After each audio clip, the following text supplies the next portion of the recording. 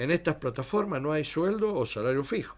De hecho, no hay ni siquiera contrato, seguro de salud, horario de trabajo o alguna modalidad de vínculo laboral.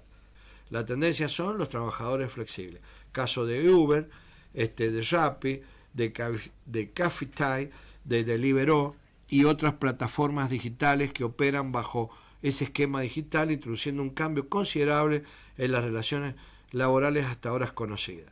Es un modelo económico en el que los trabajadores son considerados colaboradores y en algunos casos trabajadores independientes, sin ningún tipo de compromiso legal, laboral y social de por medio. ¿Por qué es importante la política? ¿Es posible vivir sin Estado? ¿Cuáles son las políticas a seguir para el bienestar argentino? ¿Qué nos proponen para nuestro futuro? Estas y muchas preguntas analizadas por profesionales. Agenda Política por Radio Universidad 93.1.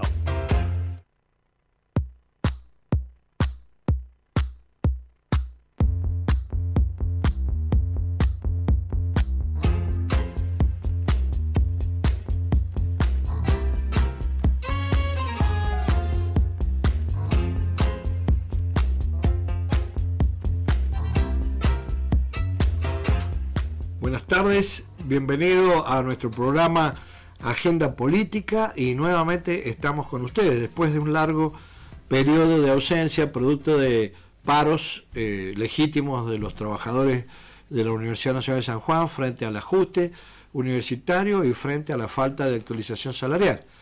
Por otra parte, también hemos tenido un evento que nos ha invitado a participar en la Universidad Nacional de Cuyo para la presentación de un libro, con lo cual no estuvimos presentes hace un par de jueves atrás.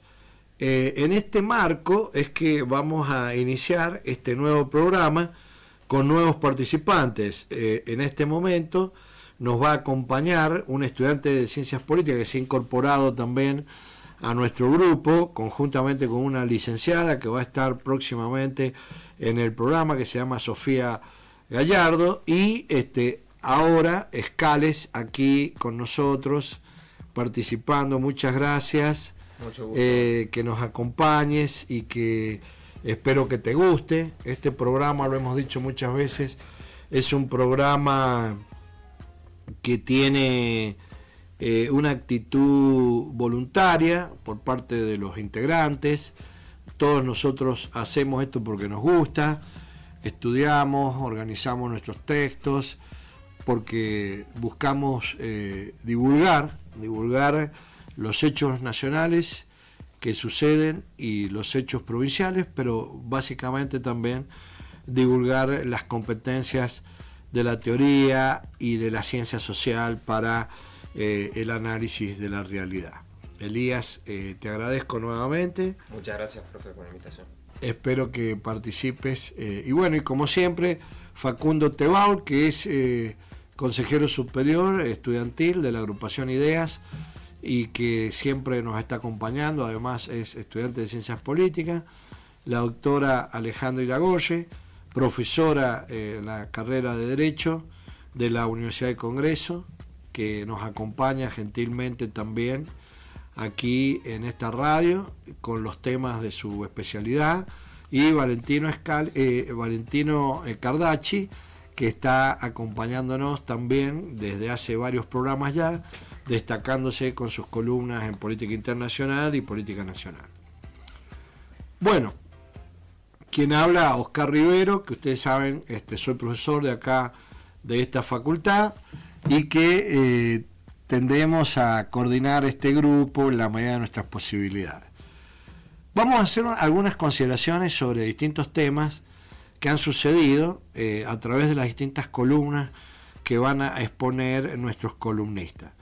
En primer lugar, ustedes saben que se postergó el Pacto de Mayo, que sigue habiendo incertidumbre frente a la sanción o no de la ley base. Aparentemente se sancionaría, pero no sabemos cómo. Hay ya un dictamen, que son temas que hemos venido conversando en programas anteriores. Por otro lado, se suscitó también en interreño en el que hemos estado ausentes, el conflicto diplomático en España, que lo va a analizar justamente Elías Scale en este programa.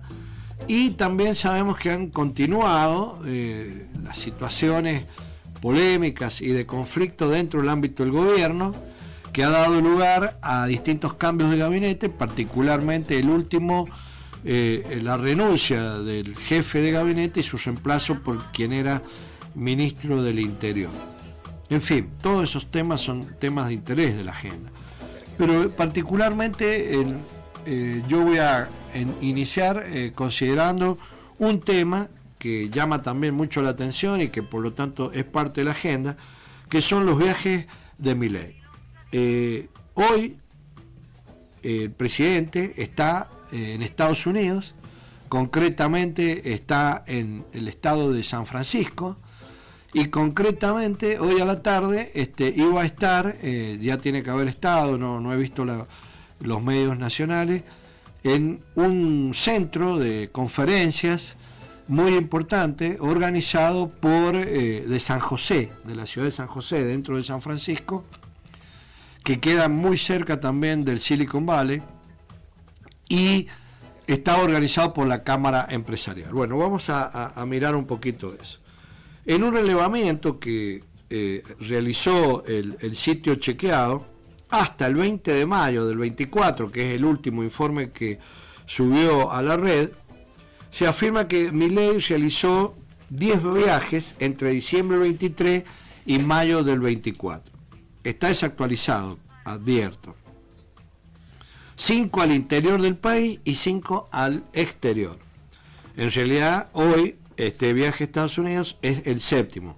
El primer viaje al exterior fue al Foro Económico Mundial de Davos en Suiza, el 15 de enero, y volvió el 19 de ese mes, y lo acompañó una comitiva aproximada de 13 personas. En realidad, en el segundo viaje al exterior estuvo en Israel, Italia y el Vaticano, entre el 5 y el 13 de febrero, y nuevamente lo acompañó una comitiva de 13 personas. Sin embargo, en el informe que hizo el ex jefe de gabinete ante el Congreso, aparecieron más de esas personas. Según indicó también este sitio, viajaron varios funcionarios: la ministra de Relaciones Exteriores, de Comercio Internacional, Diana Mondino, el ministro del Interior, Guillermo Franco, que es un poco el equipo base, la ministra de Capitales Humanos, Sandra Petovelo, la secretaria general de la Presidencia, Karina Milei, el secretario de Culto, Francisco Sánchez, y el subsecretario de Asuntos Presidenciales, Darío Lucas. También lo acompañaron, cuando fue la primera vez a Estados Unidos, el rabino Simón Axel Walsnich, el médico presidencial, el intérprete de Javier Milei y personal de la Casa Militar, 2 funcionarios de ceremonial, y Santiago Oría y Macarena Jimena Rodríguez, que ocupan cargos en el área de comunicación presidencial. En el marco de ese viaje se reunió también con el Papa Francisco, y en el tercer viaje, que se realizó en febrero en Estados Unidos, duró 3 días y se encontró con el expresidente estadounidense Donald Trump. También Milei viajó a Washington a disertar en una conferencia política de acción conservadora y estuvo acompañado por una comitiva de 12 personas. Ahí también, nombra a las personas que son más o menos las mismas que acabamos de decir. Luego volvió a viajar a Estados Unidos, fue a Miami y luego a Texas en abril, y en esa primera ciudad recibió una distinción junto con su hermana, la secretaria general de la Presidencia, Karina Milei, de embajadores internacionales de la luz, que esto lo analizamos en su momento a través de la organización Yava Lubatich, y en la segunda para reunirse con el empresario de alta tecnología como es Elon Musk, de la fábrica Tesla y de los satélites Starlink. El 6 de mayo, a menos de un mes de haber vuelto de Estados Unidos, emprendió otro viaje, y esta vez también a Estados Unidos, fue a Los Ángeles, nuevamente se reunió con Elon Musk y disertó en un centro, digamos, de empresarios, supuestamente para convencerlos de la importancia que tiene Argentina para las inversiones, que es el Instituto Milken, que es un instituto, aclaro, al igual que el Centro de Conferencias Políticas de Acción Conservadora, de tinte ideológico conservador, de derecha, neoliberal y libertario. Por lo tanto, cero de diversidad ideológica hasta ahora. Allí, en ese viaje a Estados Unidos también, empieza algo que lo vamos a analizar luego, el porqué de esto, según nuestro criterio, a reunirse con CEO de empresas multinacionales de tecnología informática, comunicacional, robótica, etcétera. Uno de los cuales es Sundar Pichai, que es un CEO de Google, y Timothy Cook, que es el director ejecutivo de Apple. Después visitó, o va a visitar ahora en este viaje, al Instituto Hoover. Ya lo visitó porque fue ayer, de acuerdo a la agenda, perdón, en Stanford, y también se reunió con Condoleezza Rice, que fue en su momento canciller encargada del Departamento de Estado, secretaria del Departamento de Estado de George Bush. En esa reunión estuvo también el rector de la Universidad de Stanford, Richard Thaler. Stanford, aclaremos, es una universidad privada, una universidad estadounidense muy importante. Si la googleamos, por ejemplo, vamos a encontrar en algunos sitios que dicen que es la más importante del mundo, otros dicen que es Harvard, bueno, otros Cambridge, en fin, pero es una universidad importante de California, que queda ahí muy cerquita de donde está este centro o parque industrial, donde están todas las empresas de tecnología que fueron oportunamente creadas en San Francisco y que dio origen a todos estos genios de la informática, que a su vez han creado estas empresas de hipertecnología mundial en materia de comunicaciones, en materia de inteligencia artificial. Bueno, en el Instituto Hoover, Hoover fue uno de los presidentes de Estados Unidos y del Partido Republicano. Es un think tank también de tipo conservador, que se dedica a la investigación respecto de las políticas públicas y que propicia, promueve o divulga la libertad de mercado, o sea, las ideas neoliberales a nivel mundial. Allí Milley habló de las bondades del monopolio, es decir, que si bien por un lado la teoría liberal clásica propicia la competencia, y él mismo en su discurso hablaba de la competencia y de la importancia de la competencia, hoy está defendiendo el monopolio. La pregunta es ¿por qué? Justamente es lo que vamos a ver enseguida en otra intervención. Sin embargo, allí no habló que todas esas empresas de alta tecnología, incluso el parque mismo industrial de Silicon Valley, son el producto de políticas de Estado. O sea, es el Estado el que invirtió millones de dólares para crear centros de investigación, laboratorios informáticos, estudios, etcétera, y generó las condiciones para que hayan empresarios luego privados que inviertan en esa tecnología. En el día de hoy tiene, digamos, una agenda bastante importante en una conferencia, como les dije, en un área que se llama Bay Area Council, que significa Consejo del Área de Bahía, que es una organización sin fines de lucro. Se reúne con todos los líderes empresariales de California, básicamente porque se trata de una cumbre, la cumbre del Pacífico, que hace anualmente, y esta es la del 2024.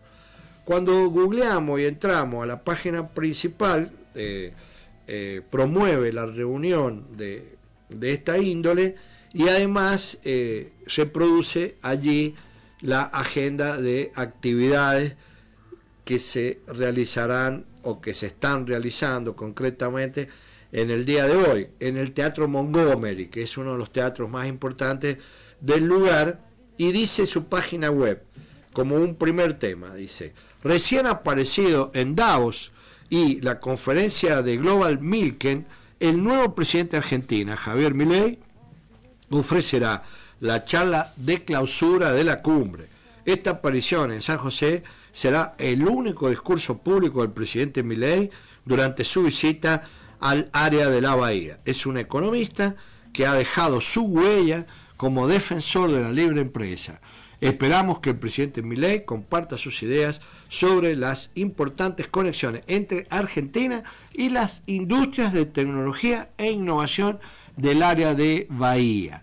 Jim Winderman es el presidente y director ejecutivo del Consejo del Área de la Bahía, y Kevin Cook, que es el presidente de Silicon Valley, Suter Health, ese señor es el que promociona, digamos, en esa página la visita del presidente. Por lo tanto, es muy importante su presencia allí, aunque no es, digámoslo así, una visita oficial a ese lugar, sino es una visita por invitación de estas organizaciones a el libertario Milei, digamos, por su discurso de la libertad, porque son organismos libertarios, neoliberales, neoconservadores, promotores del mercado y la libre empresa.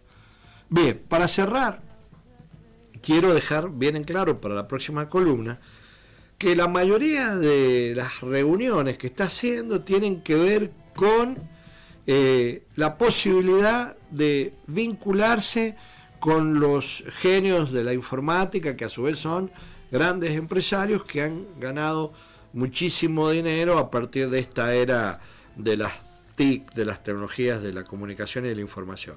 Tal es el caso de Mark Zuckerberg, que hoy fundador de Facebook, que hoy es Meta, Elon Musk de Tesla, y Sam Altman, que es uno de los últimos jóvenes exitosos en esta materia, que es el CEO de OpenAI, que es la empresa que está detrás del chat GPT. Samuel Harrison Altman, este joven, digamos, es un emprendedor, es un inversor estadounidense, conocido por su papel como cofundador y consejero delegado de OpenAI, la empresa que ha desarrollado el popular chatbot de inteligencia artificial ChatGPT, y ha nacido en 1985 en Chicago y ha sido presidente anteriormente de varias startups tecnológicas. Startup es el nombre que reciben estas empresas porque son emprendimientos que oportunamente han sido subsidiados y o han sido creados alrededor de un invento genial que ha recibido aportes de los inversores privados del mercado tecnológico. Él antes ya en el 2014 había inventado Combinator, que duró hasta el 2019 y es parte de la élite de Silicon Valley. Y bueno, y también Milei se iba a reunir aproximadamente con 30 empresarios en un lugar que se llama Pacific Summit, organizado también por el Bay Area Council, que también es el que organiza, como les dije, la Cumbre del Pacífico 2024. Cuando salga de Estados Unidos se va a ir a El Salvador, otra cuna de la derecha latinoamericana, a la asunción del presidente Nayib Bukele, y luego va a mantener una conversación, que esto también lo retengamos por ahora, con el primer ministro de Canadá, Justin Trudeau, con quien se encontrará en junio en la cumbre del G7 en Italia, donde ha sido invitado por la presidenta también conservadora, neofascista de Italia, Giorgia Meloni. Es decir que está como cubriendo el mapa de esta etapa ideológica de derechización mundial, con sus visitas, y además hay que agregarle que su interés particular es para con los empresarios de la alta tecnología informática del mundo desarrollado de Estados Unidos y del Silicon Valley. Después vamos a ver por qué. Adelante entonces Alejandra ahora, quien va a hacer una consideración sobre el caído Pacto de Mayo. Buenas tardes, Oscar, y buenas tardes a toda la audiencia. ¿por qué no se realizó la reunión cumbre que estaba pactada para el día 25 de mayo del presente año en la ciudad de Córdoba? Esa es la gran pregunta. Como es de público conocimiento, en la apertura de sesiones del Congreso de este año, el presidente de la Nación emitió, como es de estilo, el discurso ante la Asamblea Legislativa. En él anunciaba con bombos y platillos la convocatoria a las provincias a firmar el Pacto de Mayo. En este momento se enunciaban cuáles serían los puntos que conlleva tal acuerdo. Por citar algunos diremos: la inviolabilidad de la propiedad privada, el equilibrio fiscal innegociable, la reducción del gasto público en torno al 25% del PBI, una reforma tributaria que reduzca la presión impositiva, la independencia del Banco Central y la eliminación de la emisión monetaria, la apertura económica y la integración al mundo, entre otras, eran los enunciados. En este acto, donde se simbolizaba la figura de un nuevo contrato social. ¿A cambio de qué? A cambio de la firma había dos obligaciones emergentes. Una que implicaba a las provincias y la otra al Ejecutivo Nacional. La primera tiene que ver con la sanción de la ley Bases y la segunda con un paquete de alivio fiscal. ¿Pero qué sucedió? En ese mismo acto se dijo que quedaban facultados los ministros del Interior, de Economía y el jefe de ministro para convocar a las provincias a la firma de un preacuerdo. Desde ese momento hasta el 25 de mayo inclusive, cosa que aún no se ha convocado a los gobernadores a la firma del preacuerdo. Por tanto, los gobernadores han cuestionado justamente el hecho que desconocen la letra fina del mismo y necesitan informarse de lo que implica. Hay dos aristas que debemos tener en cuenta a la hora de analizar cuáles han sido las causas de la caída del Pacto de Mayo.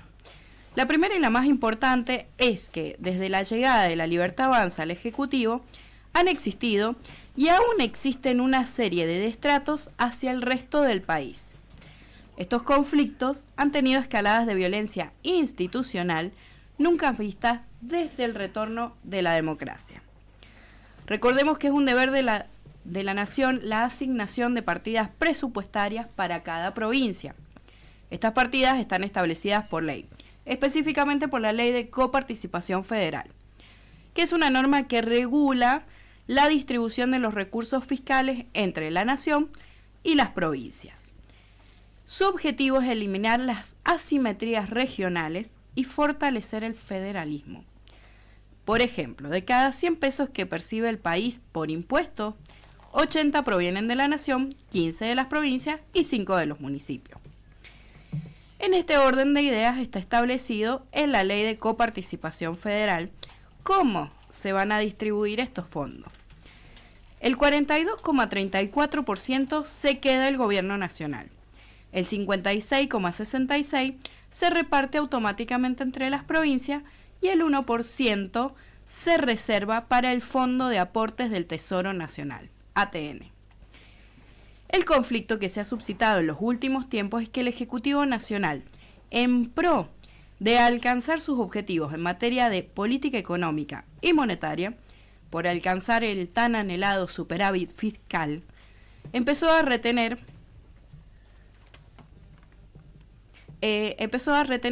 una mayor cantidad de dinero y esto no fue bien visto por la provincia.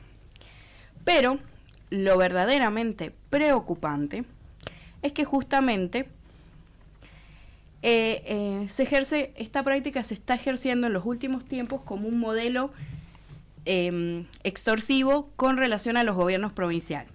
¿Por qué? Porque se están reteniendo las transferencias discrecionales, o se están otorgando, para decirlo con mayor claridad, las transferencias discrecionales. ¿Qué significa? Que esto lleva un gran grado de arbitrariedad absoluta de parte de su práctica.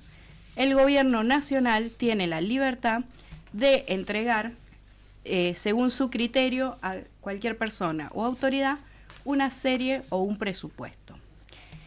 Y esto ha sido el eje de mayor trascendencia que ha existido y ha tenido plena influencia en el decaimiento de la reunión en Córdoba y consecuentemente la ausencia de la reunión cumbre. El otro bastión que ha decantado en este contratiempo es que no han sido vistos con buenos ojos por los gobiernos locales la omisión por parte del Ejecutivo de citarlos para la firma del preacuerdo. Conforme se ha expresado, algunos gobernadores no solo les interesa algunas de las reformas que se han planteado para el Pacto de Mayo, sino que tienen relación directa con la Ley de Bases y hay espacios en blanco que les preocupa, tales como las economías regionales. Lo cierto y preocupante es que no han sido receptados de buena forma el hecho de que se haya hecho la vista ciega con el preacuerdo, especialmente por el peso que tienen los pactos o preacuerdos en la historia de la política. Así como han elevados a naciones, también las han llevado al fracaso. Por tanto, no ha sido y no es visto con buenos ojos tanto para unos como para otros. Recordemos que desde la antigüedad los pactos, que es la forma primigenia de los contratos, ha estado atravesados por el principio pactam sunt servanda. Este tiene un significado a lo largo de toda la historia que se enfoca en que los pactos están hechos para cumplirse. Y de él derivan principios como el respeto a la palabra empeñada, la autonomía de la voluntad y el derecho, y la correspondiente obligación de unirse en sagrado acuerdo. Ante la ausencia del preacuerdo, se desconoce qué es lo que pretende formalizar el gobierno nacional. Solamente se han enumerado 10 principios que van a formarlo, pero a muchos les genera incertidumbre qué rumbo van a tomar estos principios que en sí son abstractos y que de acuerdo a la interpretación y ejecución dialéctica con lo que sean usados pueden darse situaciones de gran desigualdad. Creo firmemente que es positivo que hasta el momento no se haya consolidado el pacto, que ya no va a ser de mayo, porque mayo ya lo estamos terminando. Y es imperativo que los gobernadores se mantengan firmes y exijan que sean claros los predicados. Y creo que por nuestra parte solo nos queda orar. Gracias, Oscar. Muy bien, muchas gracias. Bueno, vamos a continuar. Ahora Facundo Tebao va a hacer referencia a otro tema que está en la agenda desde el primer día que asumió este gobierno, que es el presupuesto universitario. Facundo. Bien, buenas tardes, Oscar. Tal como vos lo decís, el título de esta columna es el desfinanciamiento universitario, ¿qué pasó en estas últimas semanas? En el último programa de Agenda Política, hace algunas semanas atrás, como vos recién lo dijiste, me tocó traer a esta mesa el problema sobre el presupuesto universitario. Las noticias y las imágenes por aquel entonces eran claras. El gobierno nacional decidió prorrogar el presupuesto de las universidades públicas, al igual que el presupuesto nacional, cuyos fondos eran los previstos para el 2023, pero sin tener en cuenta los ajustes extraordinarios de ese ejercicio por la inflación. Esto llevó prácticamente a un estrangulamiento de las universidades, cuyos fondos alcanzaban, con suerte, para cubrir los gastos del funcionamiento solo del primer cuatrimestre del año. La UBA por aquel entonces concentró la atención de la escena nacional. En sus facultades se comenzó a implementar un polémico plan de racionamiento de energía y calefacción, una escena que también se repitió en varias universidades del país con sus distintos matices. En medio de este clima caldeado, se gestó una respuesta institucional como pocas veces sucedió en nuestro país, más precisamente en el seno del Consejo Interuniversitario Nacional, que reúne a todas las universidades públicas del país, que convocó a una masiva marcha federal en defensa de la universidad pública para el pasado 23 de abril, que cosechó la adhesión de más de 1 millón de personas con movilizaciones en todas las provincias. La respuesta del gobierno, en principio, fue la de restarle importancia al tema y posteriormente, fiel a su esencia reaccionaria, tanto el presidente como la vicepresidenta usaron sus redes sociales como carne de cañón para acusar a quienes salieron a marchar. Por un lado, la vicepresidenta, frente a la intervención de Estela de Carlotto, que tuvo lugar en el acto central de la marcha universitaria en Plaza de Mayo, publicó, junto a una foto claramente de Estela de Carlotto, de lo que te perdiste, Eve, haciendo referencia a Eve Bonafini, una provocación frente a la reciente muerte de Eve, que es militante por los derechos humanos. Y la respuesta, por otro lado, del presidente fue una publicación de un león, creada con inteligencia artificial, tomando una taza que lleva el nombre Lágrimas de Zurdos. La masiva marcha, sin lugar a dudas, incomodó al gobierno. Al día siguiente, el flamante vocero presidencial, en un intento por desviar el tema, sentenció que la discusión de fondo no era el presupuesto, sino que las universidades no quieren ser auditadas. Quieren seguir conservando y guardando sus cursos. Estos idas y vueltas se prolongaron por un tiempo y luego comenzó una etapa de diálogo, en un primer momento exclusivamente con la Universidad de Buenos Aires. La ministra de Capital Humano, Sandra Petovelo, junto al secretario de Educación y al subsecretario de Políticas Universitarias, mantenieron unas seguidas reuniones con el rector de la UBA, Ricardo Gelpi, pero particularmente acá aparece el vicerrector de la UBA, Emiliano Jacobiti, que dato no menor es diputado nacional, dirigente del radicalismo. Esto también es importante para entender por dónde venía el asunto. Las reuniones con la UBA dieron sus frutos. La Universidad de Buenos Aires consiguió un aumento en gastos de funcionamiento y partidas especiales para sus hospitales universitarios.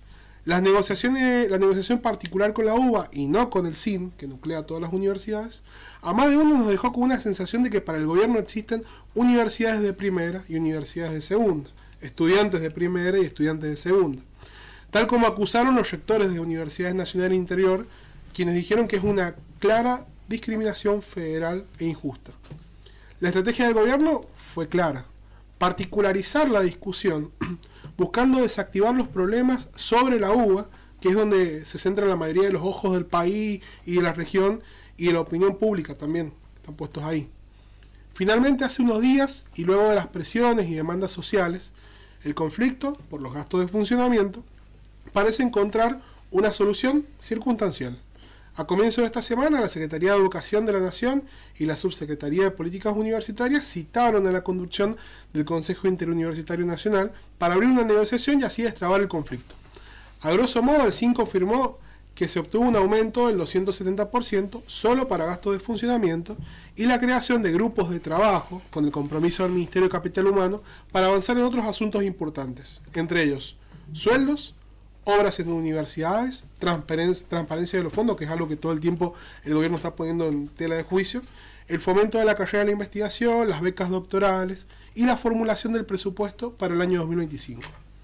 Entonces, ¿se podría decir que el problema del presupuesto universitario fue solucionado? Me animo a decir que no. Lo que se negoció fue un parche. Recordemos que el porcentaje de la partida de gastos de funcionamiento representa poco sobre el total del presupuesto, y las otras partidas que no se actualizaron claramente, vale aclararlo, sobre los presupuestos universitarios. Por ejemplo, en nuestra universidad, más del 90% del presupuesto y de los fondos está destinado a pago de sueldos. Esa partida no se actualizó, sigue congelada. Y menos del 10% a gastos de funcionamiento. El aumento impacta solo sobre este ínfimo ítem, que es diminuto si se tiene en cuenta la magnitud antes mencionada. Resta saber cuál será el futuro de este problema. Sin una inflación que realmente descienda, sin una discusión seria sobre el aumento salarial de los trabajadores universitarios y sin una política sólida para el sistema científico y tecnológico, que recordemos que este sistema científico y tecnológico está atado a la vida de las universidades públicas, estamos frente a un cercano colapso del sistema universitario nacional. La creatividad ya no va a alcanzar para administrar los fondos que son cada vez insignificantes y se están licuando. La forma caprichosa y la poca cautela también que tiene el gobierno nacional sobre estos temas no transmiten mucha esperanza. Probablemente porque en el fondo no les interesa la educación pública, no creen en la importancia y en el rol de la educación superior gratuita como un pilar del desarrollo nacional y de las personas. Y estas últimas no son suposiciones, ojo, son afirmaciones que los funcionarios y el mismo presidente junto a su militancia salen a aclarar y vociferar todo el tiempo de forma repetitiva y sistemática. Muchas gracias, Oscar. Muy bien. Hacemos una pausa con nuestro operador acá, siempre ayudándonos, Recabarre, y seguimos enseguida con el programa Agenda Política.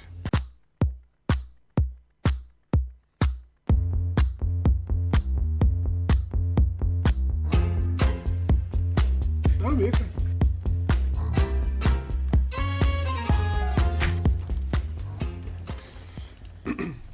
Continuamos con Agenda Política en Radio Universidad.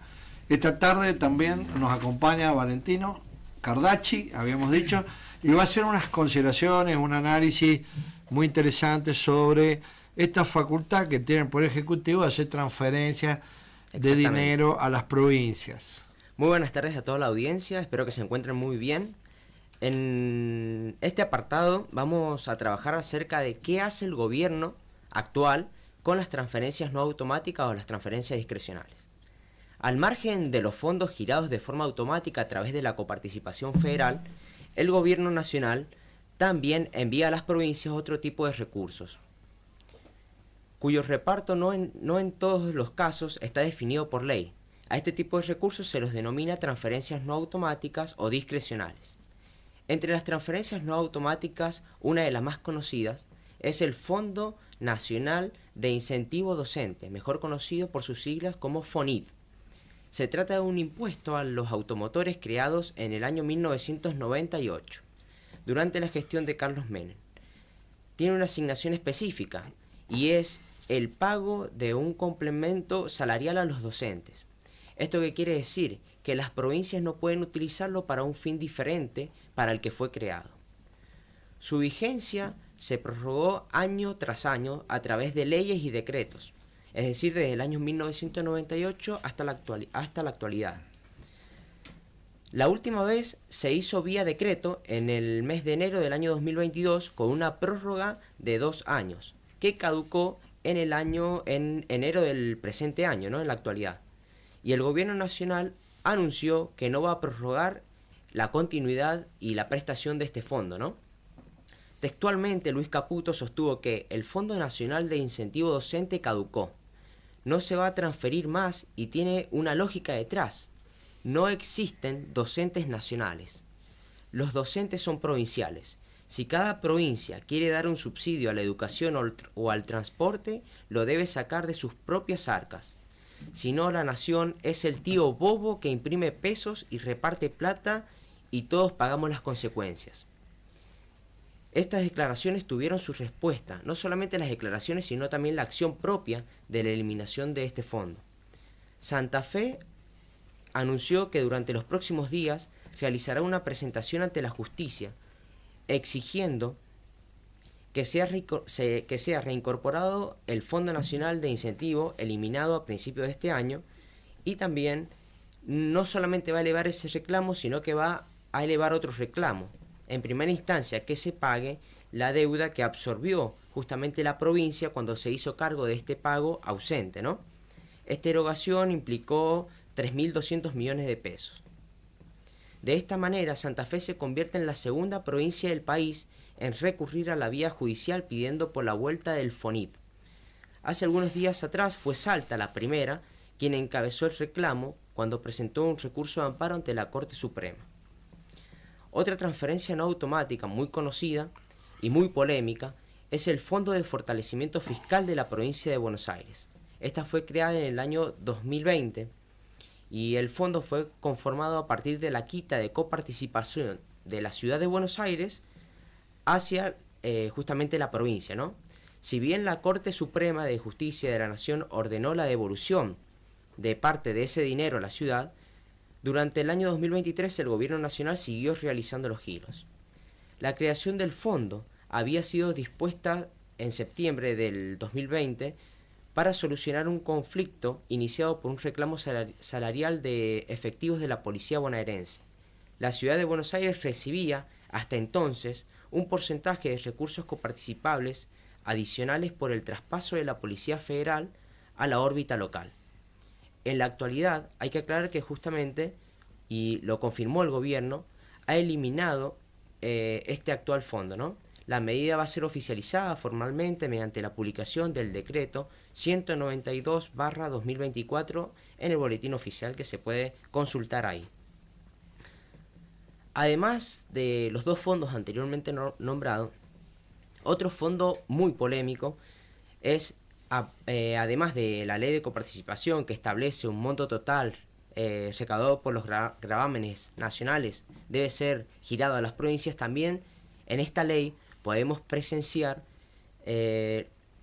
la cantidad de fondos destinados a los aportes del Tesoro Nacional a las provincias, ¿no? Van a ser mejor conocidos como los famosos ATN.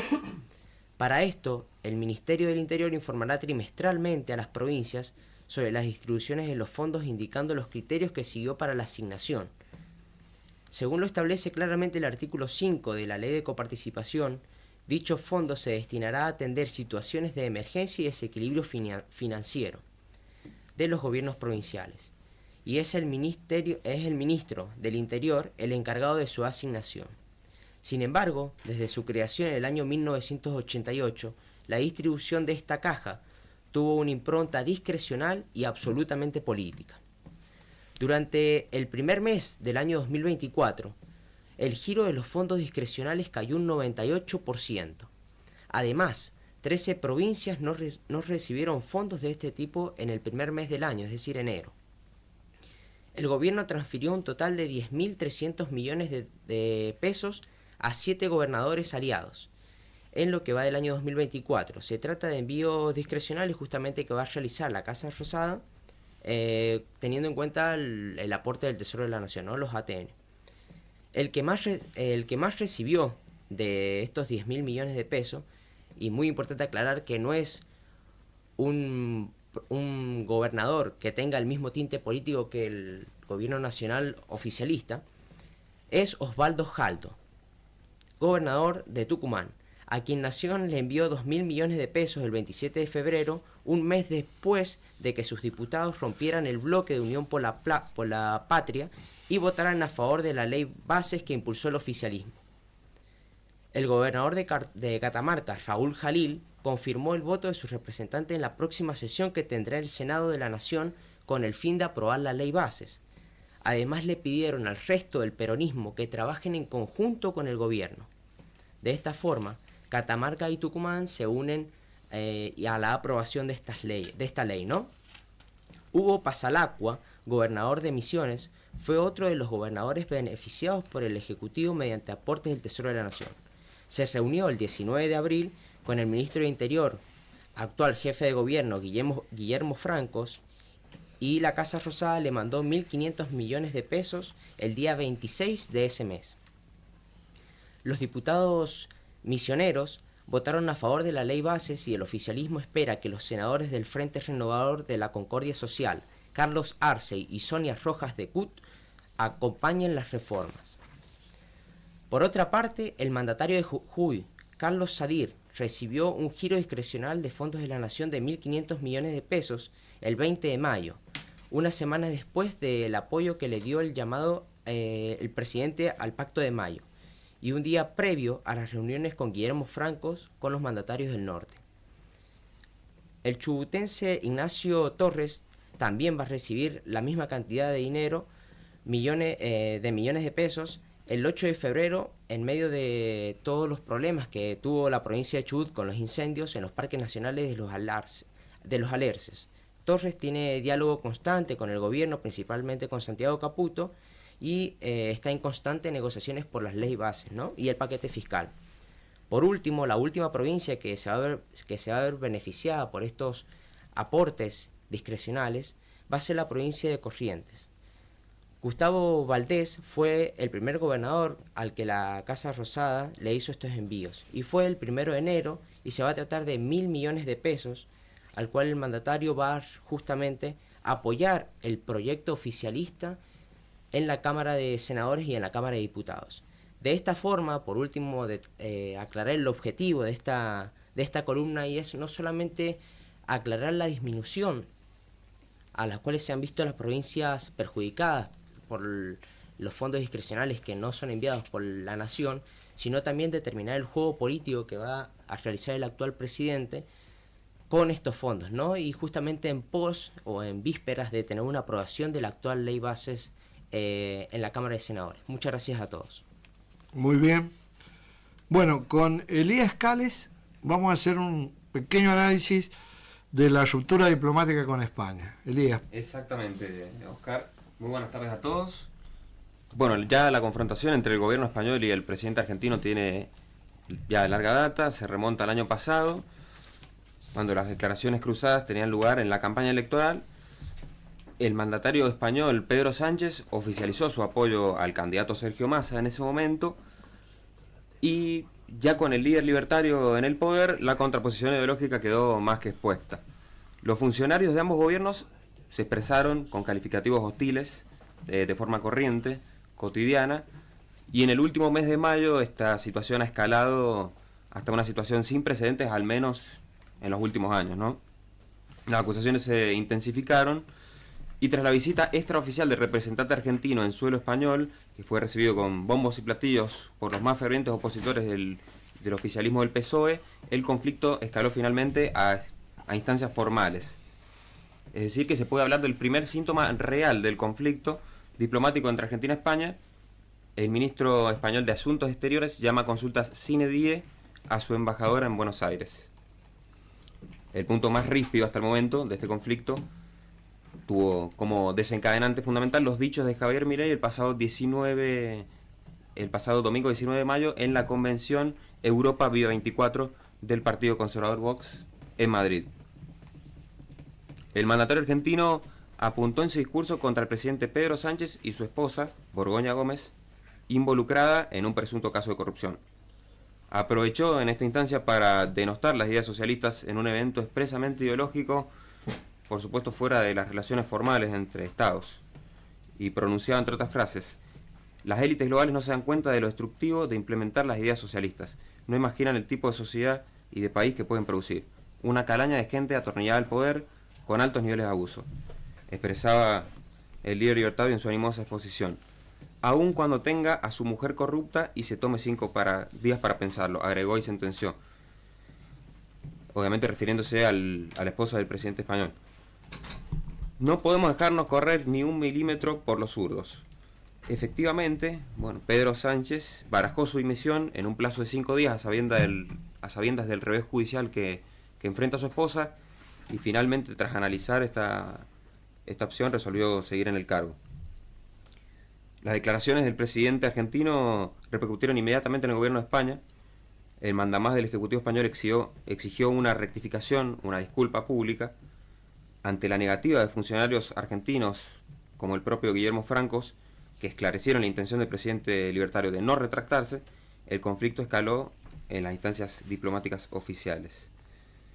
Como mencioné anteriormente, el martes 21 de mayo, el ministro español de Asuntos Exteriores, José Manuel Álvarez, oficializa la noticia, el llamado a consulta sine die a su embajadora en Buenos Aires, María Jesús Alonso. El primer síntoma malestar de la diplomacia entre los estados. Esta acción implica que el embajador del país que realiza la llamada regresa a su nación de origen para consultas urgentes y suele ser un indicativo de una situación problemática en las relaciones bilaterales. Es decir, que un país expresa su descontento o preocupación ante acciones o declaraciones de otro Estado. La expresión sine die hace referencia al plazo indefinido. Sin embargo, el canciller español hizo pública la voluntad de retirada permanente de su embajadora. Por otro lado, esta instancia proporciona una oportunidad para reevaluar la situación y determinar los próximos pasos a seguir, que pueden incluir desde el diálogo hasta medidas más drásticas si no se resuelve la disputa. No es una decisión que se tome a la ligera, es una instancia de protesta formal, y puede ser el preludio de medidas diplomáticas más severas, como la reducción del nivel de representación diplomática o incluso una eventual ruptura de relaciones que no tiene precedente histórico reciente, por ende realmente es muy poco probable, por el momento al menos. Pero en todo caso una eventual escalada diplomática se orientaría en este sentido. Los ministros de Exteriores comienzan a intercambiar notas que pueden ir acompañadas de expulsiones de diplomáticos del país. Ya el siguiente paso sería la suspensión temporal de relaciones diplomáticas, periodo preparatorio en el que se decide si finalmente se lleva a cabo la ruptura definitiva. En todo caso, como dije recién, es una instancia lejana poco factible. Mientras tanto, la embajada española en Argentina queda a cargo del responsable de negocios sin rango de embajador. Los trámites consulares y cuestiones afines que involucran a miles de argentinos y sanjuaninos siguen su curso normal, a pesar de las largas filas que se pudieron observar en el consulado español de Cava, pero fundamentalmente eso fue producto de la conmoción por el conflicto entre los representantes. Ambos estados sostienen que el conflicto escala en base a calumnias personales, apreciaciones subjetivas, motivadas ideológicamente. Lo cierto es que esta generalización no acusa relación con el estrecho vínculo entre ambos pueblos y sus históricas cooperaciones en el ámbito cultural, educativo, económico y turístico. Recordemos que hay 117 empresas españolas radicadas en nuestro país, es el segundo de inversión directo después de Estados Unidos y el tercero Países Bajos. Es decir, que muchos CEOs de estas empresas incluso se han manifestado en contra de las declaraciones del presidente. No obstante, muy a pesar de esto, El jefe de Estado argentino tiene programada otra visita, también extraoficial, a territorio español. El Instituto Juan de Mariana, un think tank español de orientación liberal, lo ha premiado por su defensa ejemplar de las ideas de la libertad. Fundado en 2005, este instituto ha premiado a personalidades como Mario Vargas Llosa y al propio Alberto Venegas Lynch hijo, este último también miembro de la Sociedad Mont Pelerin, fundada por Hayek. El presidente viajará el próximo 21 de junio para recibir el premio, en el Casino de Madrid. Hostilmente y con desconfianza se refirió el presidente Sánchez, refiriéndose a este próximo viaje que va a realizar. Veremos si su gran complejo de inferioridad le permite que los españoles liberales puedan galardonarme en persona. Veremos hasta dónde llega el totalitarismo en sangre, advirtió. Muchas gracias. Bueno, la verdad que tremendo. Continuamos, hacemos una pausa y enseguida volvemos con agenda política que está muy cargada hoy día de temas, porque este gobierno nos tiene acostumbrados con demasiadas movidas todo el tiempo respecto de los distintos campos de la política pública, del gobierno y del Estado. Muchas gracias. Seguimos enseguida. ¿Por qué es importante la política? ¿Es posible vivir sin Estado? ¿Cuáles son las políticas a seguir para el bienestar argentino? ¿Qué nos proponen para nuestro futuro? Estas y muchas preguntas analizadas por profesionales. Agenda Política por Radio Universidad 93.1.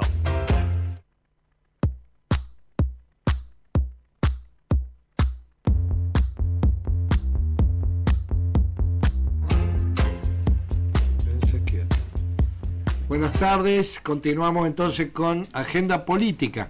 Y ahora va a hablar Facundo sobre otro tema que es de importancia, porque se está tratando en el Congreso de la Nación, particularmente en el Senado, que es el famoso RIGI.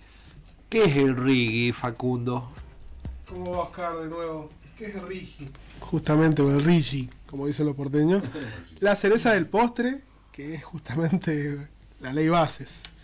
Es de público conocimiento que la ley Bases, o también conocida como ley Ómnibus, desde que fue sometida a discusión estuvo atravesada de vaivenes, teñida de bastantes grises, modificaciones, algunas contradicciones y hasta especulaciones, ¿no? Hace poco tiempo, más de un mes, consiguió la tan ansiada media sanción en la Cámara de Diputados de la Nación. Probablemente en estas discusiones nos quedamos con los breves análisis de la votación en general de los proyectos y poca importancia le damos a la votación en particular que tiene que ver con la discusión por artículos o capítulos o asuntos particulares. A muchos nos sorprendió en esta oportunidad la votación en particular de un capítulo que compone la ley Bases, donde varios diputados que se opusieron a la ley en su votación en general, votaron a favor en algunos capítulos en particular. Uno de ellos fue quizás el más polémico, o el que más polémica levantó: el régimen de incentivo a las grandes inversiones, conocido popularmente como RIGI.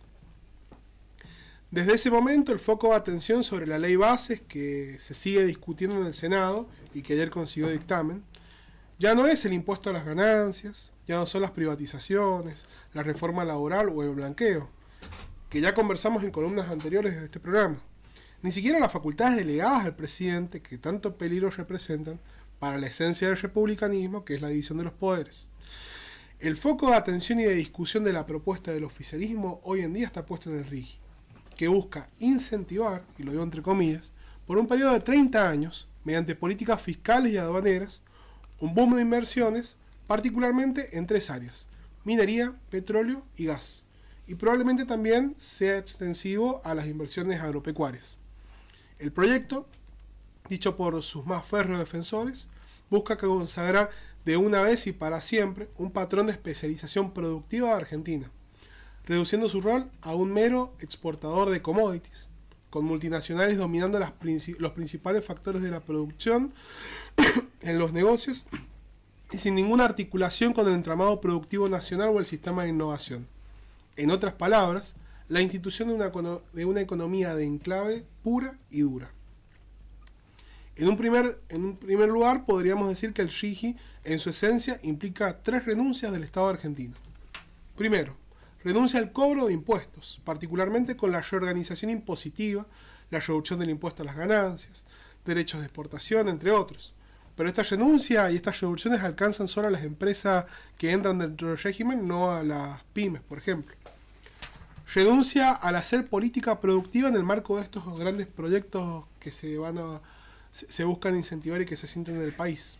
Y por último, la tercera renuncia es justamente la renuncia a la capacidad de decisión sobre los recursos naturales, que implica de facto una pérdida de soberanía. La oposición al RIGI, tal como está planteada, creo que no debe estar construida sobre una negación de la necesidad de la creación de un régimen de promoción enfocado a las inversiones extranjeras directas. Nuestro país, a la vista, necesita del ingreso de ese capital, ya que esto implica el ingreso de divisas, la creación de puestos de trabajo calificados y bien remunerados, el desarrollo de los pueblos, el crecimiento económico, entre otros. La inversión extranjera da la posibilidad de la explotación de recursos naturales, cuyos mercados tienen la particularidad de estar atravesados y ser oligopólicos y monopsónicos. Hace años que se viene discutiendo a través de distintos programas económicos y proyectos de ley la necesidad de reformular el esquema fiscal e impositivo como forma de convertirnos en un país más atractivo a la inversión extranjera. Frente a una economía globalizada y al capitalismo moderno, el capital extranjero es uno de los motores de cualquier estrategia de desarrollo. Pero no se puede hacer de cualquier modo. El RIGI echa por tierra cualquier oportunidad de apalancarse en nuestros recursos naturales para capturar renta de forma razonable y articular con los sectores productivos ya existentes y aquellos potenciales que surgirán o surgirían por efecto de la inversión. Ni hablar de que excluye absolutamente la perspectiva de que los recursos naturales deban ser explotados de forma razonable, sustentable, sostenible, no solo en términos ambientales, sino también en términos sociales y económicos. Hace unos días, el Centro de Investigación y Desarrollo de Políticas Públicas, Fundar, publicó un informe titulado ¿Qué es el RIGI? ¿Y por qué es un proyecto anti-Argentina?, cuya autoría es de Martín Reidó. A partir del estudio de investigaciones, Reidó brinda 5 justificativos a esta postura de por qué el RIGI es anti-argentino, las cuales traigo a consideración. En un primer lugar, dice que el RIGI implica anuncios para hoy y hambre para mañana. Señala que el proyecto adopta una perspectiva cortoplacista para promover la atracción de grandes inversiones, especialmente por los montos involucrados en sectores extractivos como minería, petróleo y gas, como lo dije anteriormente. Ofrece una ventana de oportunidad de 2 años, extensible a criterio del Poder Ejecutivo Nacional por otros 2 años más, para que grandes proyectos de inversiones, mayores a $200 millones, adhieran al régimen. Otorga beneficios tributarios, aduaneros y cambiarios contra el único requisito de que hasta el 40% del monto del proyecto se ejecute en los 2 años posteriores a la aprobación de la adhesión al régimen. El acuerdo ata al Estado argentino de pies y de manos durante 30 años para capturar rentabilidades extraordinarias. Una combinación de privilegios al capital y de restricciones al bien colectivo que no hace ningún país serio en la región ni en el mundo. Al menos ninguno de la región, y aunque hay algunos ejemplos en África, pero tampoco vendrían a ser de los más exitosos. Otra razón es que las empresas no piden tanto. ¿Es acaso que las empresas multinacionales pasaron sus condiciones al gobierno nacional y este las transcribió directamente al proyecto de ley que es el RIGI? Si vemos los beneficios fiscales, aduaneros y cambiarios que se le da a estas grandes inversiones, estamos tentados a decir que sí. Más de uno se animó a decir que parece estar redactado por los CEO o los equipos técnicos de las multinacionales, como lo dije anteriormente. De mayor a menor importancia, estos son reducción de la alícuota de ganancias del 35 al 25%, mientras que a las pymes se les queda justamente en el 35%, la amortización acelerada, las retenciones cero a todas las exportaciones que surjan de la inversión, el arancel cero a las importaciones de maquinarias, nuevas y usadas y bienes de capital, ningún requisito de compra nacional, ni ahora ni nunca, requisitos de liquidación de divisas en el mercado único libre de cambios, de solo el 80% en el primer año, 60% en el segundo y cero, sí, como lo dije, cero en el tercer año. Podría decirse que es el régimen más generoso de la historia del país, con una novedad absoluta, sin ninguna condición a cambio, ni hoy ni nunca, porque los 30 años de estabilidad prohíben cualquier cambio tanto a nivel nacional como provincial y municipal. El pacto Roca-Rusiman se sonrojaría. En rigor, en aquel pacto de 1933, también firmado en mayo, el Reino Unido permitía un 15% de la participación total del comercio de carne que fuera hecho por frigoríficos argentinos. En el RIGI ni siquiera se permite eso. Otro punto es que implica prácticamente la destrucción de la industria nacional y del empleo asociado. Bajo el RIGI, una minería multinacional podría importar no solo todo el equipamiento necesario para la explotación, sino también los baños químicos y la ropa de los trabajadores. Es más, de acuerdo a cómo se termine reglamentando, los trabajadores podrían ser en su totalidad extranjeros, y nadie lo limita. Algo que no es del todo infrecuente en el negocio minero, pero que ahora quedaría consagrado en el espíritu de la misma ley, sin necesidad de contratar a ninguna persona local. Esta ley da carta blanca e inclina irreversiblemente la cancha para las empresas todo, para las comunidades nada, ni el servicio de catering incluido.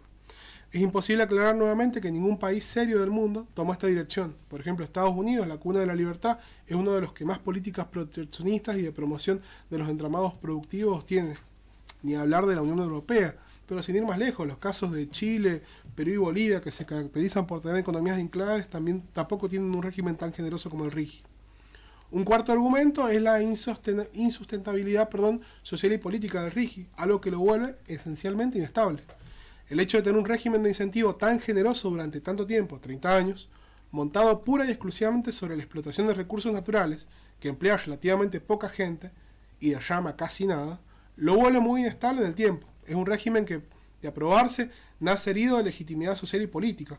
Por lo tanto, más que incentivar la inversión por venir, el RIGI promueve incentivos para tanto la calle como la política contesten a semejante hipoteca de futuro para el país. Habrá más temprano que tarde conflicto. Es ineludible por el diseño mismo del régimen tal cual está. Prácticamente atenta contra la estabilidad de los negocios que dice promover y en el fondo garantiza una ficticia seguridad jurídica, esa que tanto vociferan algunos empresarios de nuestro país. Y un último punto en contra, justamente, y a favor de esta postura de que el RIGI es anti-argentino, es la consagración de la inseguridad jurídica, como lo mencioné anteriormente. Somos el país con más cantidad de proyectos mineros parados por conflictos ambientales de toda la región, donde el activismo de las comunidades es la norma y donde podría decirse que la política se hace en las calles desde hace 200 años. Nos guste o no, eso somos.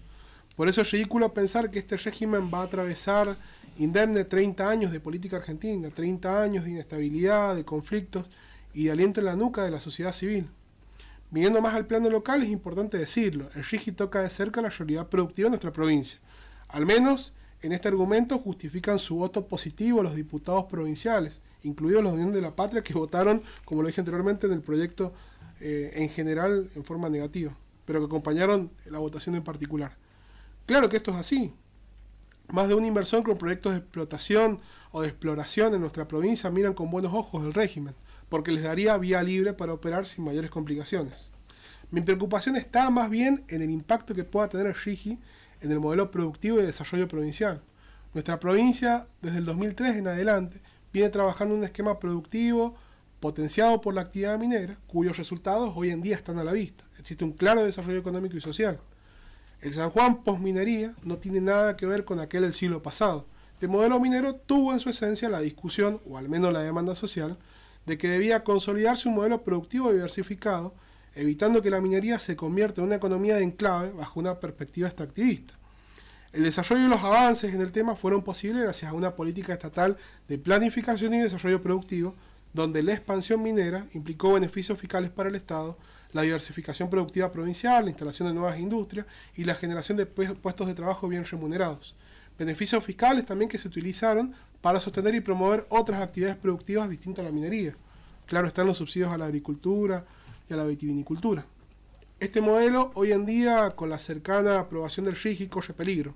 Estamos frente a una clara posición de renuncia a la soberanía de nuestros recursos, a la limitación de toda intervención estatal para la promoción productiva y el bienestar social, y al control para que dichas explotaciones estén orientadas al desarrollo económico, social y ambiental de nuestra provincia.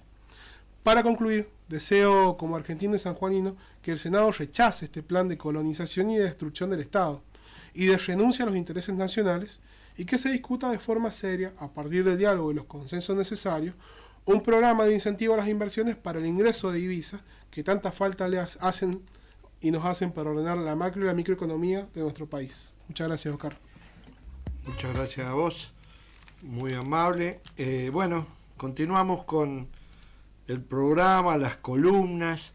Voy a hacer alusión ahora a los viajes que estábamos hablando hace un rato, que se han producido en distintos momentos, y particularmente a los viajes hacia Estados Unidos. por parte del presidente, por cuanto que estos viajes vienen develando lo que nosotros le hemos llamado un modus operandi, que tiene que ver con el proyecto político del gobierno, que pareciera ser crear un paraíso para el desarrollo de las economías que están ligadas con aquella que se denomina economía digital. Es decir, se trata de un capitalismo, el que estamos viviendo, denominado capitalismo de plataformas. También Eric Sadin habla que se trata de la siliconización del mundo, en alusión a este parque tecnológico que es Silicon Valley. Veamos cuáles son esas relaciones y cuáles serían las configuraciones económicas, sociales y políticas. Estamos frente a la llamada cuarta revolución industrial, que consiste en un gigantesco proceso de cambio global vinculado al desarrollo tecnológico e industrial que se centra en los sistemas ciberfísicos, la robótica y la conexión entre dispositivos. El aumento de la Internet, la robótica y la coordinación cooperativa de las unidades de producción de la economía, la llamada economía circular o colaborativa, que está en la base de la economía que se sustenta y se proyecta por las plataformas digitales. Esta explosión cibernética y la automatización es simultánea al paradigma neoliberal. La revolución tecnológica ha provocado un salto fantástico en la racionalización de la economía capitalista y está modificando extraordinariamente todas las formas de producción, de trabajo, de consumo, de distribución y de comunicación. Es un orden capitalista disruptivo que nos obliga a una presencia casi continua en el ciberespacio, tanto para producir como para consumir. Y esto es completamente nuevo. Las empresas de economía digital atraviesan los sectores tradicionales, incluyendo el sector manufacturero, servicios, transporte, minerías y telecomunicaciones, y de hecho hoy se están volviendo esencial para gran parte de la economía. El modo de producción capitalista del cibermundo tiene nuevos actores, como los oligopolios, dueños y gestores de las plataformas online, los emergentes oficios digitales, la organización y sincronización de las tareas de dirección y fabricación, la robotización de la producción y las formas de vender y consumir. Son todos procedimientos nuevos en esta nueva realidad del cibermundo. El datismo es una de las características, básicamente porque estas plataformas buscan generar un modelo de negocios capaz de controlar y extraer inmensa cantidad de datos. Se denomina capitalismo de plataforma porque incluye un nuevo tipo de empresa que ofrece una estructura digital que facilita la intermediación entre dos o más grupos de usuarios. Se caracteriza por producir y depender de efectos de redes, más usuarios que generan más usuarios. El efecto de la red es que las plataformas desarrollan estrategias para atraer usuarios. La principal es la utilización de subvenciones cruzadas, por ejemplo, reduciendo o eliminando precios de uno o varios servicios para fidelizar al cliente al que se le venderá un producto diferente o que será usado como productor de datos a vender a terceros clientes. Todas estas características hacen de las plataformas modelos de negocios claves para extraer y controlar datos.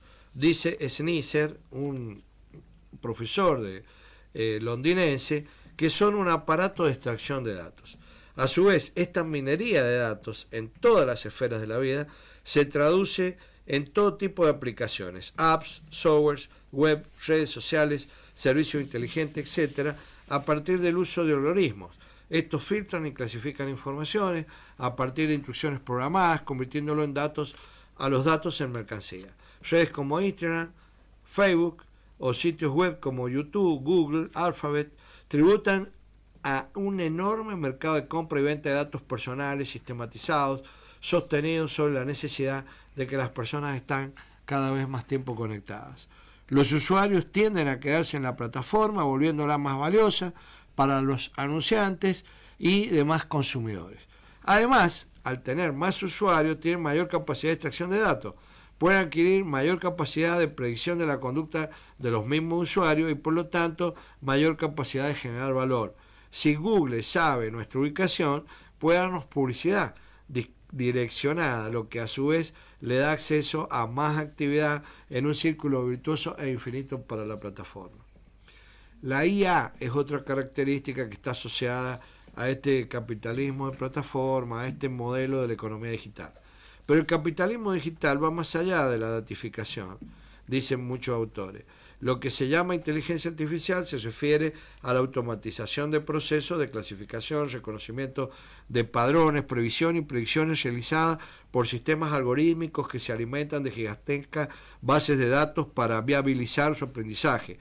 Desde ahí suelen influenciar e imponer decisiones públicas y privadas. Y eso tiene profundas implicaciones en términos de control, en términos de vigilancia y acumulación de datos con referencia a los diferentes ámbitos de la vida, como son la salud, la educación, los transportes, la gestión urbana y la gestión de la inteligencia artificial en general.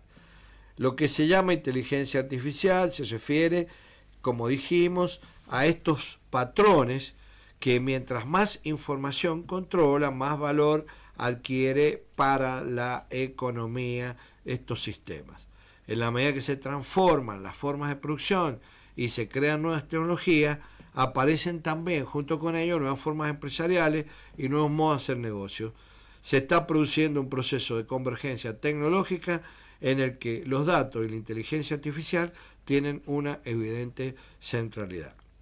El grupo ETC propone mirar esa tendencia bajo la sigla DAMP, que se refiere a tecnologías digitales basadas en datos, automatización, robótica y detección, el mundo molecular, la manipulación del planeta e ingeniería de ecosistemas.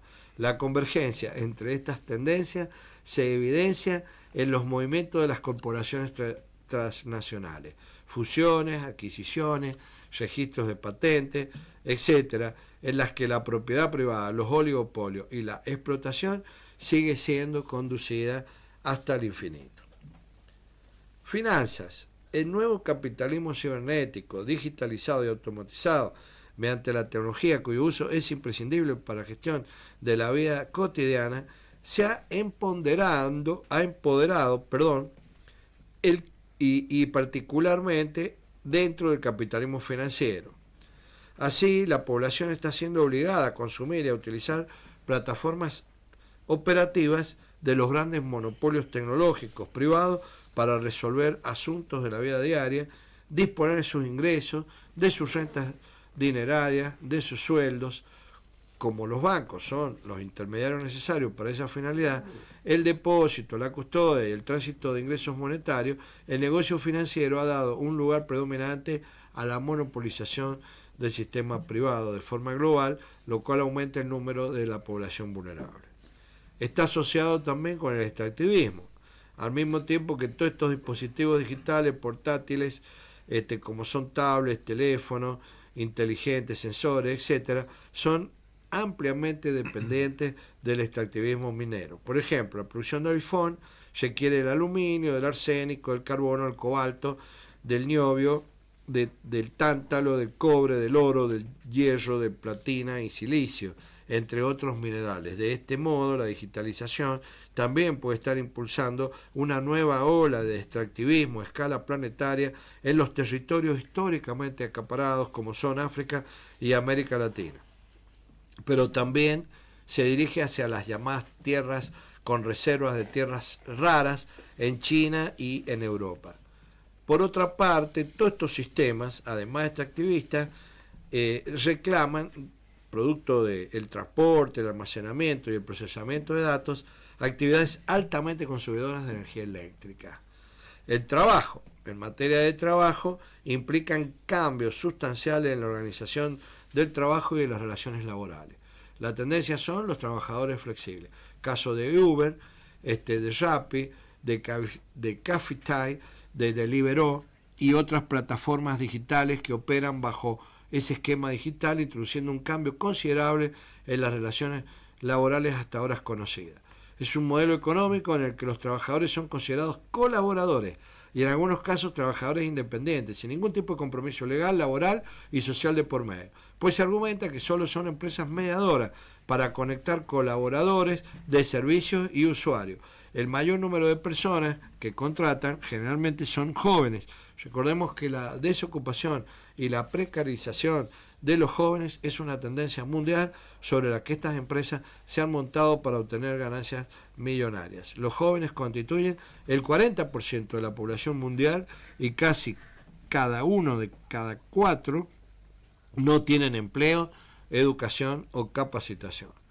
La precarización laboral reside en la lógica de la economía colaborativa, un concepto que estas empresas han llevado al cabo de manera subliminal como una estrategia de desarrollo comercial.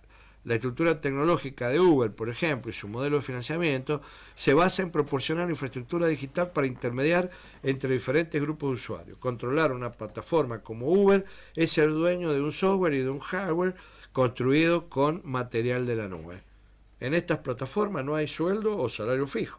De hecho, no hay ni siquiera contrato, seguro de salud, horario de trabajo o alguna modalidad de vínculo laboral. Las ganancias que obtiene un repartidor o un conductor dependen del porcentaje de tiempo que aplica en cada país, incluyendo otros aspectos como la distancia, el tiempo tomado durante horas puntas o las veces que el colaborador rechace o acepte las solicitudes. Estas plataformas mencionan que los repartidores o los conductores son emprendedores independientes que tienen la posibilidad de tener mayores ingresos, que son sus propios jefes, que no tienen horario fijo y sin que exista ninguna relación de subordinación o exigencia de resultados. Pero en la vida real sucede todo lo contrario. Se trabaja más de 8 horas diarias para lograr acceder a una cantidad de dinero que les permita subsistir. En gran medida están por debajo de los salarios mínimos. Son expuestos a calificaciones y de acuerdo a ello, algorítmicamente se les otorga más pedidos o no. En caso de comenzar a rechazar los pedidos, el trabajador empieza a recibir menos solicitudes hasta que al final es suspendido de forma temporal o definitiva de las plataformas, con lo cual terminan todos enfrentándose ahí a la dificultad real que presenta y las distancias que hay con un trabajo decente. Por otro lado, tienden a la monopolización. Es decir, esta idea de Milei de defender los monopolios en la Universidad de Stanford no es casual, está asociada a la lógica de la economía digital. Es una exigencia, es una ley objetiva de la economía digital. En las empresas de tecnología donde reinan gigantes como Google, como Amazon, como Alibaba, etcétera, no hay competencia.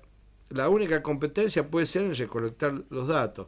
Y no hay competencia porque estas empresas concentran el stock, el software, el hardware, para evitar cuellos de botella en el flujo de datos. También no hay competencia porque requiere grandes capitales. Por ende, estas empresas buscan la fusión como modo de expandirse alrededor de un segmento central de actividad. Facebook comprando WhatsApp, Instagram adquiriendo LinkedIn y ahora fusionándose en Meta.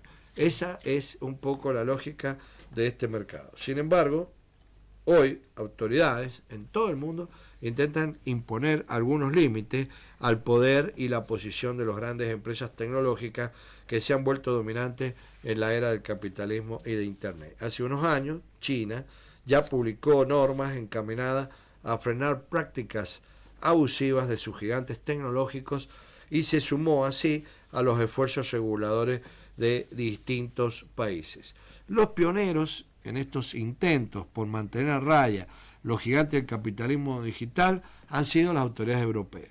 La Comisión Europea anunció a principios de noviembre las conclusiones preliminares de su expediente sobre Amazon, a la que Bruselas acusó de violar sus normas antimonopolio. La Comisaría Europea de Competencia, Margaret Vestager, afirmó en un comunicado que hay sospechas de que Amazon utilizó los datos de proveedor externo que utilizan su plataforma para favorecer sus ventas a través de sus propios productos. Y por su parte también Estados Unidos, aunque era tradicionalmente más resistente a intervenir la economía, ahora ha cambiado su política. Según Charlotte Sleiman, vicepresidenta de Conocimiento Público, una abogada dedicada a la competencia, los medios y la práctica de privacidad del consumidor, afirma: durante mucho tiempo se impuso en Estados Unidos la idea de que se debía permitir toda innovación y que evolucionaran libremente, pero ahora está claro que la falta de competencia perjudica la innovación y que deberíamos poner fin al privilegio de las grandes corporaciones y a sus grandes productos para protegerla. Recientemente se ha multado en un juicio multimillonario a Google. ¿Sobre cuáles acusaciones? Los cargos que se impusieron ante el Tribunal Federal de Estados Unidos fueron presentados por el Departamento de Justicia Federal y en otros 11 estados del país. El argumento principal es que Google ha gastado millones de dólares cada año para garantizar que sus motores de búsqueda estén instalados como opción predeterminada en navegadores y dispositivos móviles. Estos acuerdos, dice la denuncia, han ayudado a la firma a convertirse en un guardián de Internet, ya sea poseyendo o controlando los canales en los que se realiza el 80% de las búsquedas en línea, tan solo en Estados Unidos. Google ha excluido así, se sostiene, la competencia para la búsqueda de Internet, dice la denuncia. Concluyendo, digamos, aquellas startups innovadoras como Google pretenden ser ahora el guardián monopolista de Internet. En Estados Unidos y en el resto del mundo, las plataformas se nos están viniendo con todo. Muchas gracias. Omar. Excelente, Oscar. Bueno, lo mío está bastante relacionado con dos temas muy particulares. A ver, lo que dijo Facundo, estuvo hablando del Shigi, como le quieran decir. Y ahora, bueno, vos también has tocado el tema. La concentración de los monopolios es importante y bueno, acá en San Juan nosotros creo que vamos a tener un papel importante y relevante en esto porque tanto el cobre y el litio se van a transformar en elementos fundamentales de las nuevas tecnologías que estamos viniendo. Bueno, sobre ese tema justamente quería hablar del tema de licencia social. Este mes de mayo es muy particular porque es el mes de la minería. Bueno, la licencia social surge esto a partir de los años 90. La industria minera se encontró bajo un detallado escrutinio público por una serie de derrames químicos, fallas en diques y crecientes conflictos con las comunidades locales en sus proyectos de desarrollo y exploración. Así surge el concepto de licencia social para operar en mayo de 1997 durante una conferencia acerca de minería y comunidad en Quito, Ecuador, auspiciada por el Banco Mundial, y muy pronto entró en el vocabulario de la industria, la sociedad civil y la comunidad de negocios. La licencia social para operar se basa en el grado que una organización y sus actividades cumplen con las expectativas de las comunidades locales, la sociedad en su conjunto y los diversos grupos que la componen, serían los grupos de interés, empresarios, comunidad, gobierno. Tomando como ejemplo la industria donde surge el concepto, un proyecto de exploración minera, la licencia, está enraizada en las creencias, percepciones y opiniones mantenidas por la población social, local y los grupos de interés vinculados al proyecto. Por lo tanto, a ver, hay algo que hay que aclarar: la licencia social no está legal, tiene marco legal, no está legalizada, no es una ley. Simplemente es otorgada por la comunidad. Es intangible, a menos que se haga el esfuerzo de medir esas mismas creencias, opiniones y percepciones. Otra cosa más, la licencia social es dinámica y no permanente, porque las creencias, opiniones y percepciones están sujetas a cambiar a medida que se adquiera una nueva información. Por lo tanto, la licencia social, debe ser ganada y luego mantenida, porque la credibilidad de las empresas mineras se basa en el respeto mutuo, la honestidad, el diálogo abierto, la transparencia, el ofrecimiento de respuestas oportunas a las inquietudes de la comunidad, la divulgación de información y la constancia y el carácter predecible del comportamiento ético de las compañías. La obtención de la licencia social es un factor esencial para reducir riesgo de conflicto social y para mejorar la reputación de las empresas. En San Juan no somos ajenos a esta realidad de la industria minera, porque si bien hubo un avance considerable a partir de la década de los 90 en nuestra provincia, la minería con Veladero entró en producción en 2005. Las primeras inversiones generaron un impacto sensible en la economía de la provincia. Este emprendimiento, desde la exploración, construcción y demás obras, impactaron de lleno en la sociedad sanjuanina. Los departamentos que participan de la minería, participaron y siguen participando, es Iglesias, Hacha, Calingasta, Valle Fértil, Albardón, Sarmiento, con diferentes proyectos enfocados en el oro, cobre, cal, etc. El cambio socioeconómico que se produjo en San Juan se vivenció en general.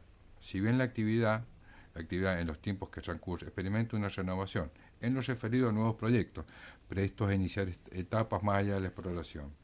Hay percepciones en la sociedad o opiniones sobre la minería en la provincia, que sería lo que consideramos licencia social, que es lo que mencionaba al principio.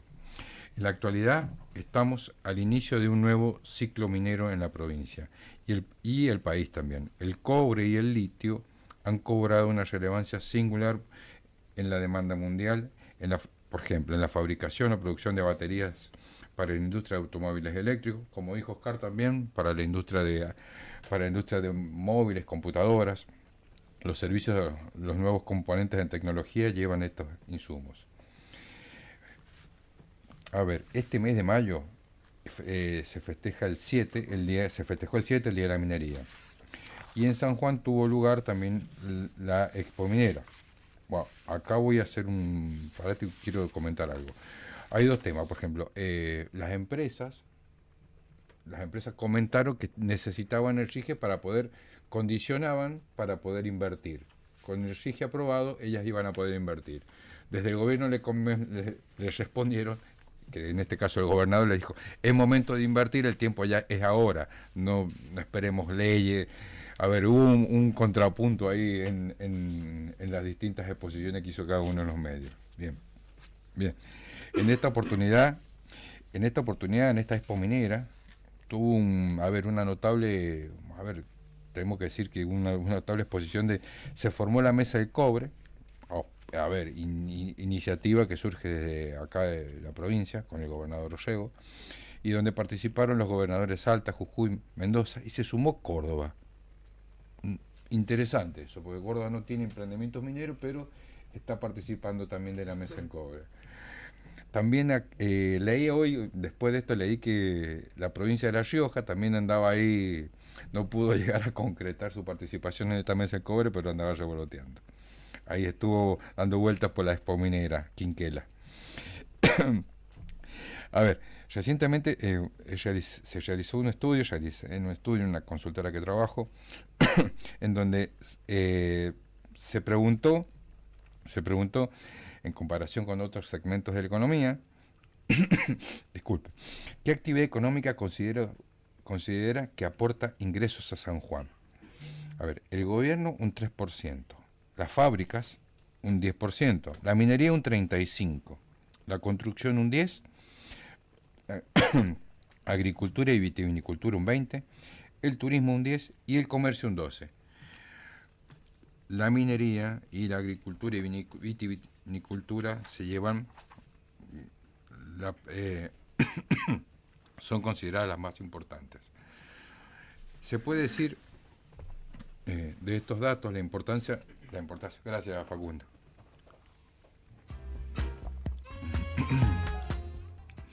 Se puede decir de estos datos la importancia relativa de la actividad cuando está puesta a prueba con otros sectores de la economía. Pero también observamos que la actividad agrícola y vitivinícola siguen siendo reconocidas por la sociedad. Un dato que guarda estrecha relación con la historia productiva de la provincia. En este estudio se buscó identificar la importancia que se le asigna a la minería para el desarrollo y crecimiento de la provincia, ya que en la actualidad, como vinimos comentando, hay una especie de impasse en relación con la década pasada, que es los proyectos que están parados en este momento. Y se preguntó, a ver, ¿para usted la minería es importante para el crecimiento de la provincia? El 76% de la muestra dijo que es muy importante. Los demás, un 10 dijo que es poco importante, un 4 dijo que no importa, otro dijo que en la actualidad no importa, un 5 dijo que no apoya la minería, Y hay un sector que dijo, un 3% dijo no sabe de minería, que es normal también en una provincia. Los porcentajes reflejan la relevancia. Un 76% dijo que es importante. Más allá de las opiniones críticas, este gráfico refleja una visión diferente al preguntar directamente por la consideración del segmento, en comparación de cuando se la pone entre otros también segmentos productivos o económicos, ya que deja pocas dudas que la minería está considerada como un motor para el crecimiento de San Juan. Pero esta concepción no puede ser considerada un pase libre para la actividad, ya que más allá de los significantes económicos que genera, también los encuestados tuvieron la oportunidad de expresar su apreciación en una palabra, es decir, en una palabra qué es lo que piensan de la minería, o qué piensan al escuchar la palabra minería. Surge, la palabra que más se menciona va a ser trabajo, contaminación, explotación, oro, plata, desarrollo. Esta nube de palabras refleja el debate social que existe en torno a la minería. Por un lado, se destacan los beneficios económicos y la importancia de los recursos naturales que extrae. Y por otro lado, se pone de relieve la preocupación por los impactos ambientales y sociales negativos que puede generar.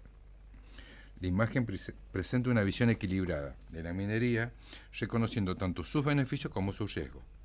Es importante considerar todos estos aspectos para obtener una comprensión completa de la actividad y tomar decisiones informadas sobre el futuro. En este contexto, podemos considerar que la minería en San Juan sí es aceptada por la comunidad, pero la dinámica y el contexto están favoreciendo la necesidad de fuentes de trabajo, algo que hoy en día es clave, no solamente en San Juan, sino en el país. La necesidad de fuentes de trabajo y lo que representa la minería también es una fuente de trabajo en el contexto económico que estamos viviendo. Pero también la comunidad también se ha expresado y expresa que sabe qué riesgo conlleva la actividad, es decir, la licencia social en la provincia está sujeta al desarrollo de la actividad con sumo cuidado del medio ambiente y que sobre el medio ambiente, el próximo programa voy a desarrollar otras preguntas también que se han realizado. Bueno, gracias, Oscar. Gracias, Omar, muy amable.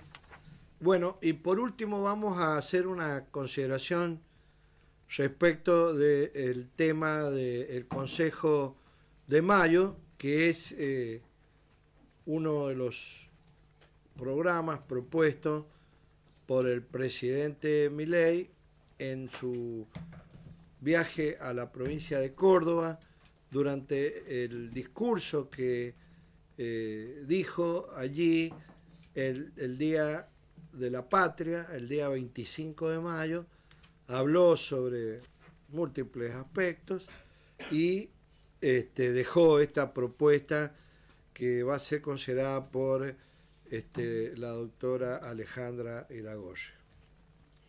Bien. En un acto multitudinario realizado en Córdoba para conmemorar un nuevo aniversario de la Revolución de Mayo, el presidente de la Nación anunció la creación del Consejo de Mayo.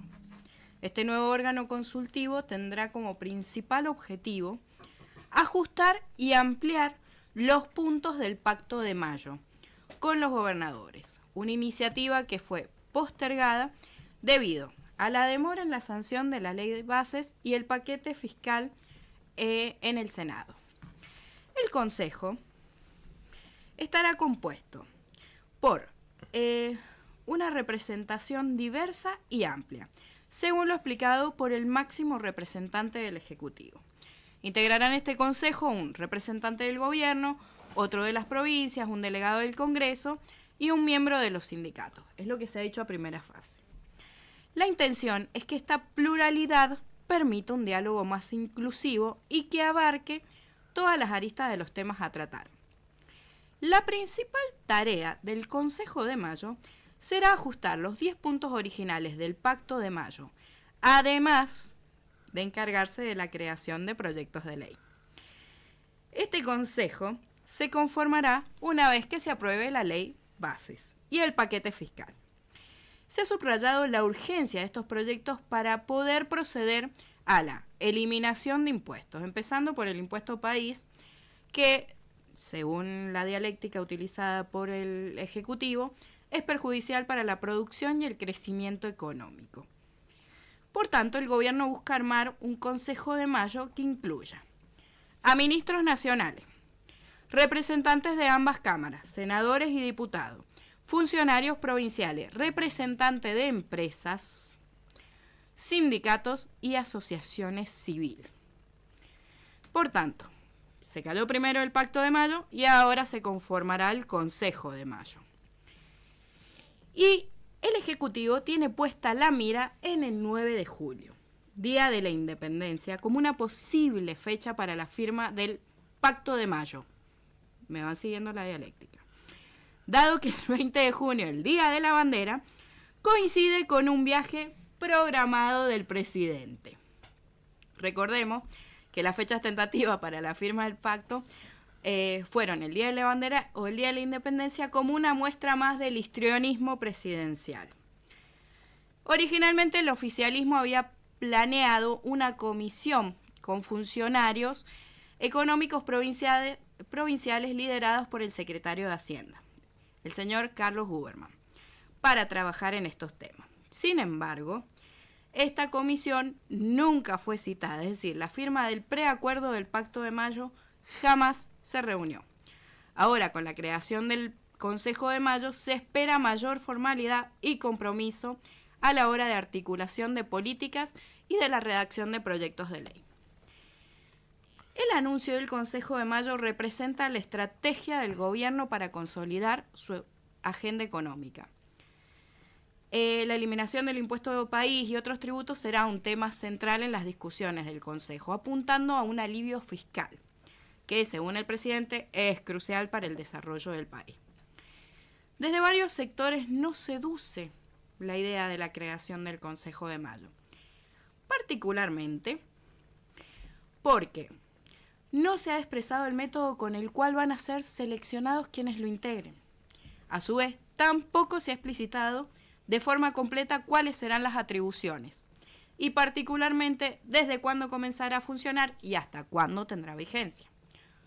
Otro de los grandes planteos es si va a ser un órgano ad hoc o se instituirá por ley su funcionamiento. Cuestionamientos todos plenamente válidos que es menester que sean respondidos a la brevedad. Lo cierto es que la historia nos ha demostrado que estos cogobiernos o gobiernos paralelos nunca han acarreado experiencias positivas y en muchos casos han accedido al poder de manera ilegítima, es decir, de facto. No debemos perder de vista que el artículo 1 de nuestra Constitución Nacional describe la forma de gobierno que adopta la Argentina y es la representativa y republicana, quedando la forma de Estado también establecida en este artículo. Y me gustaría que profundicemos qué es el principio republicano de poder y cuál es su extensión. Y siguiendo esa línea, ¿cuál sería el análisis crítico que podemos hacer? Una república es un sistema de gobierno basado en los principios de igualdad ante la ley, división de poderes y soberanía popular. En una república es el pueblo quien elige a las autoridades a través del voto. Esas autoridades gobiernan por periodos limitados y bajo un control legislativo y judicial. El republicanismo sostiene los siguientes principios: igualdad ante la ley. Todos los habitantes de una nación son jurídicamente iguales y cuentan con los mismos derechos y obligaciones que los demás. Constitucionalismo. La república suele estar regida por una constitución o una carta magna, que contiene todas las leyes y principios jurídicos que prevalecerán por encima de cualquier autoridad política. División de poderes, para evitar los abusos de autoridad del poder concentrado en una sola persona o institución. Y se postula la creación de 3 poderes: ejecutivo, legislativo y judicial, cada uno de ellos con independencia de acción y decisión. Soberanía popular. Es el pueblo quien, a través del sufragio, elige a sus autoridades por un periodo gubernamental determinado, ya que no existen cargos perpetuos ni vitalicios. Considerando estos elementos, nos preguntamos: ¿el Consejo de Mayo tendrá en cuenta estos principios? ¿O será una muestra más de la supremacía de la libertad avanza? ¿Qué seguridad tenemos que la elección de los integrantes del Consejo de Mayo van a ser elegidos de forma democrática. La única certeza que tenemos es que todo es parte de una nebulosa sin contenido profundo. Gracias, Oscar. Muy bien, gracias. Bueno, terminamos, nos vamos. Muy amable, Alejandra. Nos vemos la semana que viene en Agenda Política. Así presentamos Agenda Política. Próximo encuentro, el jueves a la hora 17 por Radio Universidad.